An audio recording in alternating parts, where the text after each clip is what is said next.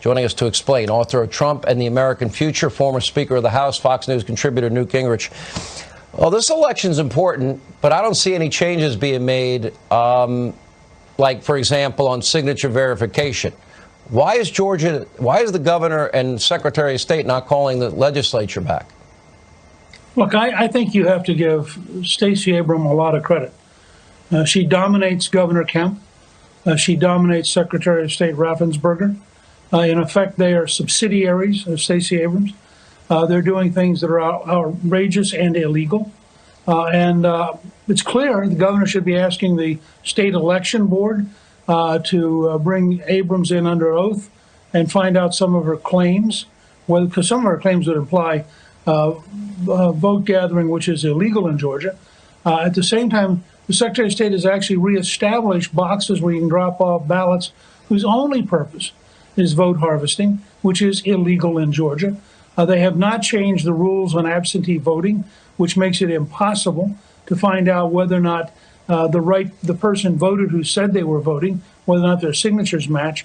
It's truly been, to me as a Republican, astounding to have a Republican governor and a Republican Secretary of State do such an extraordinary bad job. On the other hand, when you watch San Francisco John Ossoff and you realize that he and Warnock have raised 80% of their money outside of Georgia, that their first fundraiser after in the runoff was in a San Francisco restaurant, and you look at how truly radical they are, I actually think in the end Stacey will not be able to steal enough votes.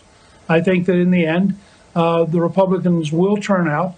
I think that the swing voters are going to look at how radical Warnock and Ossoff would be, and they're going to think about giving Biden control of the Senate to pack the Supreme Court, raise taxes, add the District of Columbia as a state.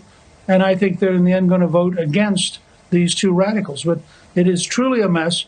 And I frankly hold Governor Kemp and Secretary of State Raffensperger responsible for having allowed this to develop. I was talking earlier about the double standard, the media, 3 years, Russia, based on a bought and paid for Russian disinformation dossier. You can't make this up in a spy novel. Then you've got Robert Mueller's pit bull, Andrew Weissman, writing in the New York Times that he believes that the next attorney general, if it's Biden's, should investigate Trump and, if warranted, prosecute him for potential crimes, going back to Russia. An obstruction on Russia when it was based on a phony dossier. I read that, and I said on the air today on radio, I said, this 3 years this guy did this. And if that's what they want to do, if Biden ever became president, I'd tell Trump, pardon yourself and pardon your family. These people are based on a phony dossier. Well, look, I think you have to start with a very simple premise. They hate Trump. They will do anything they can to cause pain to Trump or to cause pain to anybody who's worked for Trump or who has supported Trump or who's spoken out in favor of Trump. This is a cultural civil war, and these people are playing for blood. And it shouldn't surprise us.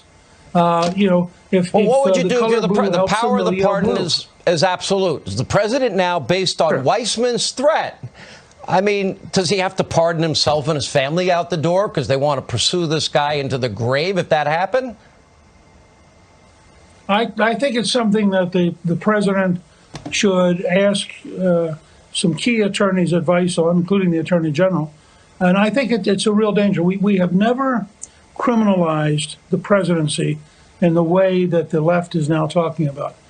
And this is going to become a very dangerous country if you are faced with the prospect that when you leave office, you go to jail, not because you did anything wrong, but because your enemies hate you. More and more we resemble Venezuela or Zimbabwe or Cuba or Belarus. Any of these countries that are truly third world dictatorships where the elections are totally false and where the laws change to go after the opposition members. People like Weissman are genuinely dangerous for the country. All right. Well, it's sad. That level of psychotic hatred is unbelievable. Mr. Speaker, thank you.